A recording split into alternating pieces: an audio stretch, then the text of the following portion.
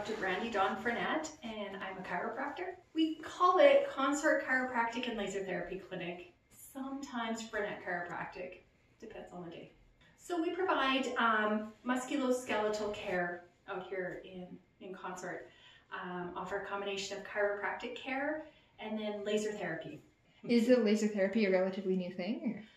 Laser therapy in and of itself is not new. The company that we're affiliated with in Toronto has been doing laser therapy for over 25 years. The technology itself is older than that, but here in Consort we've only been doing it 3.5 years. So I've basically been a chiropractor my whole professional life. I've been a chiropractor now since 1994. 24 years I've been a chiropractor. I practiced first in Red Deer, then between Red Deer and Ponoka. And then I retired from practice and moved out here and missed it so much I decided 3.5 years ago to come back to work, and now I practice part-time here. No, I'm not. I'm originally from Red Deer, so it was a roundabout journey here, but very much love it now that I'm out here. What brought you to the area? I met somebody from here and moved out here, but as I visited out here, I just loved it more and more. What do you enjoy about the area? The people, I love the landscape, I love being away from the hustle and bustle of the city. I basically love everything. I don't know, it feels the same to me. Being in business here feels the same to me as it did in Ponoka, which I suppose that's considered rural. I don't consider it as rural as here. Certainly a little different than Red Deer. I probably couldn't wear my hoodie and jeans to work in Red Deer, but certainly word of mouth goes fast. So we tend to have to be on our best behavior because good news travels fast, but you know, luckily we seem to mostly generate good news around here, and again, I love rural people. I just love the people that we encounter here, and I certainly wouldn't go back to trying to do this business in a city. Well, I was always, all of my professional life since the age of 23, almost 24, I suppose, I've been a chiropractor. And I moved out here and I basically worked on the ranch that I live on. And as a chiropractor, they'll give you a 3-year leave of absence, and then you have to say goodbye to your profession. And when the 3-year mark came up, I couldn't do it. That's all I ever knew. This is all I've ever done. And so I approached my landlord here and asked him if there was a space to rent, and he said nope, he had no space, but he would make something happen, and he did. A week later, the oil field company that was in my current space left, and this became mine, and I share it with someone else, and then we've expanded twice since then. Originally, I planned to work 10 hours a week. That's all I was required to hold my license, because I also work pro rodeo sports medicine and recently got recruited by professional bull riding sports medicine. So I wanted to be able to do that, but I still had to come in and work in a clinic, but it got so busy that I work 3 full days now. And yeah, and then we decided to add laser therapy, or I decided to add laser therapy. Had no idea the success that we would have with that and how busy that would get. And now this weekend I'm going to look at a new system that we may add as well. So I'm not going to say that I had great business skills coming out of school.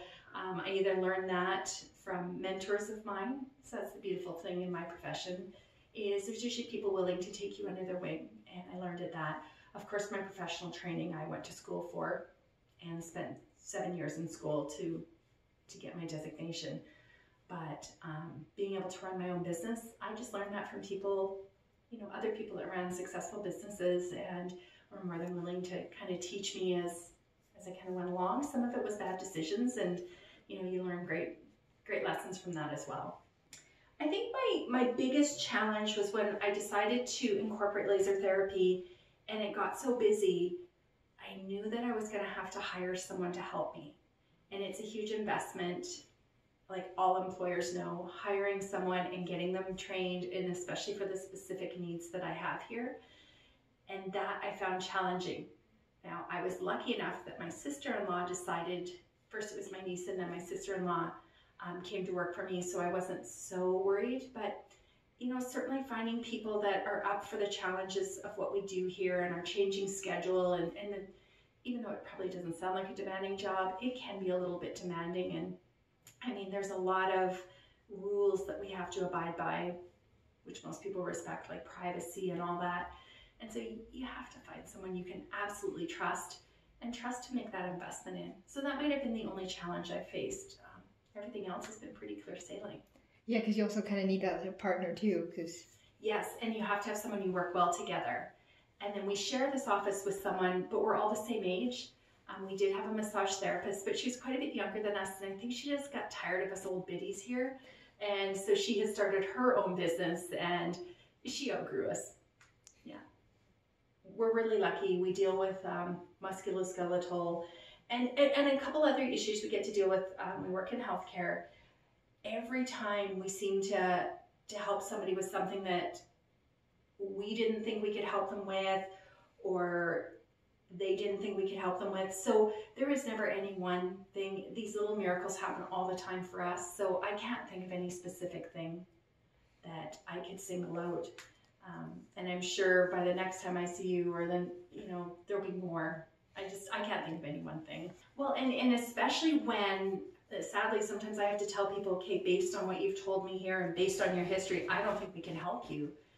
But if you want, we'll still try. And then we have amazing results. Despite what my education and what my experience is telling me, we still have a positive impact. Now that doesn't happen all the time, but when those moments happen, it's pretty exciting. When I looked at, I wanted to come back to work. For a lot of it's the social aspect. It's hard to meet people if you're not out working, and I enjoy my job and my life on the ranch, but I wanted a little more. And I looked at what I'm qualified for. I'm a chiropractor, and I could probably wash dishes in a restaurant. I have no other job skills. I have no other experience other than this. And so, it was a shame for me not to. Currently, there's 2 other chiropractors that work here in Consort. They each come 3 hours a week, one on Tuesday, one on Thursday. So I really didn't think that there was room for someone else, but I decided to give it a try. So this is all I know how to do. And I had approached one of them to work for, and he said no. So I said, fine, I'll just do it myself again.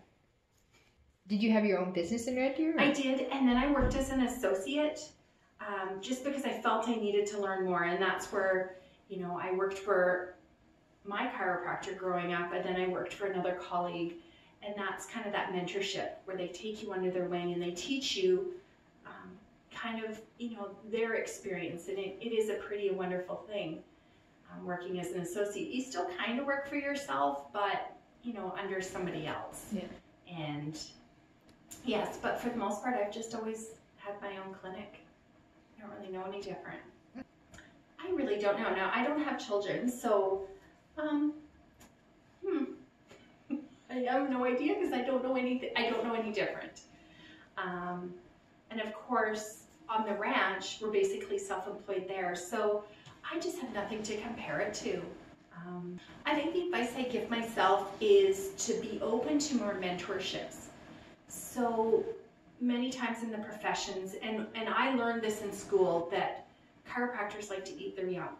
So it can be a very competitive field, but we have the opportunity to seek out people. There are people out there, and there are chiropractors or other health professionals or all professionals out there that would like nothing more than to give you their advice and share their experiences. And I wish that I would have taken more advantage of that, because I knew lots of people who wanted to be mentors, but I just didn't take them up on those opportunities. And I just think that they save you a lot of hard lessons. And when somebody is willing to give you what they have learned, I just think it's a shame to turn that down. And I wish I would have taken a few more opportunities with respect to that. Because now that I'm older and I'm in more of a mentorship position, and I have a couple people that I've mentored, I wish that when I see others struggling, I wish that I could help them through those struggles. And I think that's what was happening when I was early on in my profession. So yes, I wish I would have taken more opportunities when they were presented to me. I think you need to be really flexible in your thinking. I think you need to be able to roll with the punches and accept the good with the bad. I mean, nothing in life is perfect, and especially when you're running your own business, there's good days and there's bad days. And just to be able to roll with it be flexible with it. I do think that you need to possess good management skills. So sometimes you have to make tough decisions, but you need to make them. And I think you have to be ambitious. I mean, you have to get yourself out of bed every morning, and not because you're worried about losing your job. You just have to get up, and sometimes I stay late because things have to be done, and I usually come in early to try and get things done. I mean, I don't just work 9 to 5. It's sometimes 7:30 to 6 because stuff has to be done, and if I don't do it, who will? Yeah. So, you know, just accepting that there is a lot of hard work. It's not just it's not just all lots of money and tons of write-offs. You know, there's a lot of hard work that goes into it too. And if you're not willing to put it in, you're probably not going to get much out. I think that really you should go out and meet other business owners or other entrepreneurs. And again, like that mentorship type setting, you know, learn what they're most people are willing to give that advice. You know, most people who own their own businesses want to see other people succeed. You know, but I think you need to go out and experience some of that, because it isn't easy, and you know, you do need some help along the way. Establish a network of people that you can call and say, hey, I'm having this problem. Any suggestions? Because it can be a little lonely when you're a business on your own, or, you know, there's people who've done it before, and, you know, most times people are willing to help you out. For example, sometimes I have a challenge, not professionally, but with something to do with my business, and I go next door and I talk to my landlord, Roger. He's done it and seen it all. And he usually just gives me a chuckle and says, you worry too much, gives me some sort of piece of sage advice, and then I feel better. It was really never an issue, but I trust him in, you know, his experience and everything. You know, I'm lucky that I know lots of people who run businesses not even similar to mine, but when I'm having a challenge, I go and I sometimes use them as a soundboard. You know, I'm very lucky that way, and I think having that network of people that you can sometimes just vent to or express a concern to and have them tell you it's okay.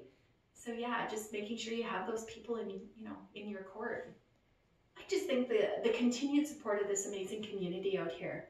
You know, we wouldn't continue to exist if we didn't have the support of the community. And I think it's really sweet. People will come in, they're like, just thank you for being here. And I'm like, well, thank you for letting me be here. You know, I'm thankful that I get to be here, and there's people who are thankful that we're here offering the service that we have. Not so much as a chiropractor, but for our laser therapy, I mean, people would have to travel quite some distance to be able to get a similar service, and you know, we offer it right here. I don't know. I think just that continued support of the community, and I mean, we have to earn that, and we should be earning that each and every day. And yeah. I don't know if it's actually a quote. I saw it somewhere. It came up on my Facebook, and it was actually a colleague of mine who's a chiropractor, and I had it put on a bracelet. Be the reason someone smiles today.